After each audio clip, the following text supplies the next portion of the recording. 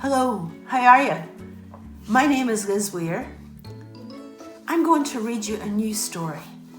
I was asked to write it by the people at Cavan County Museum, and it's a really special story because children all around Cavan have done drawings, and I was asked to write a story to match their drawings, so I'm hoping you'll like it.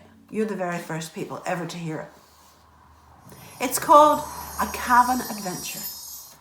Once, not so very long ago, there were two children called Patrick and Ciara who lived in a beautiful part of Ireland called County Cavan. If you haven't been there, let me tell you something about the place where they live. For a start, Cavan has lots of lakes. They say almost one for every day of the year. Then there are forests where you can go for walks with your family and enjoy fresh air and hear bird song. There's a lot of history too, with ancient stone circles and old buildings like the cathedral and even a museum. Our story starts at a time when Patrick and Ciara were totally fed up. They were off school. You'd think they'd be happy about that, but they weren't. It wasn't that they loved school. They didn't mind it, but this was the time when all schools were closed and people had to stay home to keep safe. Patrick missed playing football with his friends. His mates all loved sport at school. Sometimes they even made up their own games about superheroes. Patrick dressed up like Captain Cavan for World Book Day. He even won a prize. Ciara just wanted to get back to her horse riding lessons.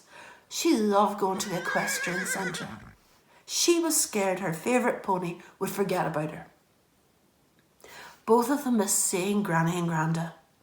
For weeks, the only way they could talk to them was on the phone or over the computer. Patrick loved going around the farm with Granda. The last time he was there, a man was using a digger to put in a new lane. Patrick loved watching the big machines working. Ciara liked running around the fields with Granda's sheepdog Tess. One morning, at breakfast time, Mum came in with good news. Guess what, you two? We're going to be able to go and visit Granny and Granda. Would you like that? Yay, shouted Patrick. When? Asked Ciara. Well, I thought we'd go tomorrow. We're allowed to go and sit out in the yard and have a good chat with them. We'll have to keep our distance, but sure it'll be great to see them in person after all these weeks. Auntie Emer said she might call round after work as well. Why don't you bring some of your drawings for her? Aunt Emer was a nurse, and Patrick and Ciara had done some special pictures for her. Next day they were really excited, as it had been a long time before they'd even been out for a run in the car. I've packed a picnic. I thought we'd stop off on the way for our lunch, and if you're good, we might get a takeaway for dinner later on. It's a special day. They piled into the car and set off out of Cavan town, heading towards Ballyjamestuff. We can't go inside Granny and Granda's house yet, so we'll stop and have our picnic near Lacken Lake. Dad pulled the car into a place close to the water. Mum spread out a blanket and they started getting out the food. Right, everybody, clean your hands before we start to eat. Mum passed round the special stuff for making their hands safe, and they ate their sandwiches and drank their juice. Look, over there, a swan, shouted Ciara. Shh, not so loud, you'll scare it. A beautiful white swan glided up close to them and then turned and made her way across to her mate. After lunch, they packed the car again and headed to Granny and Granda's farm. Tess came out barking when she heard the car, but wagged her tail when she saw who it was. Good girl, Tess. Did you miss us? Ciara knelt down to stroke her.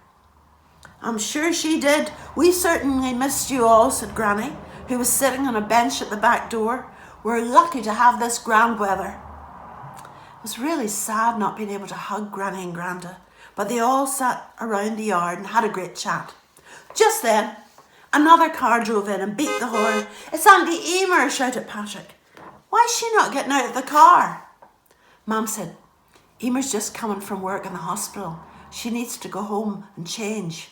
She just called to say hello to us. It's been weeks since she's seen you. Quick, go and get your drawings. Patrick and Ciara handed the pictures through the window to Emer. We drew superheroes, but it's you and the people you work with to say thank you for helping make people better.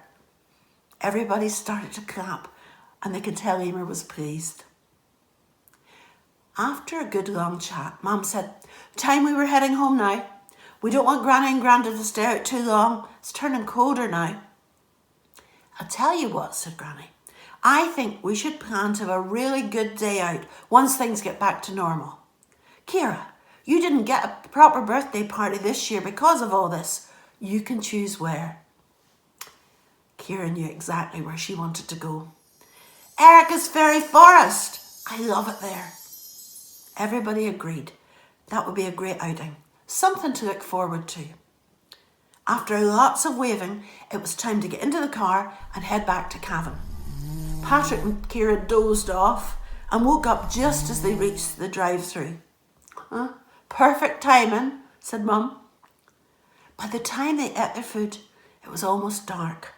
When they finally arrived home, a big full moon was shining over their house. It had been the best day in ages.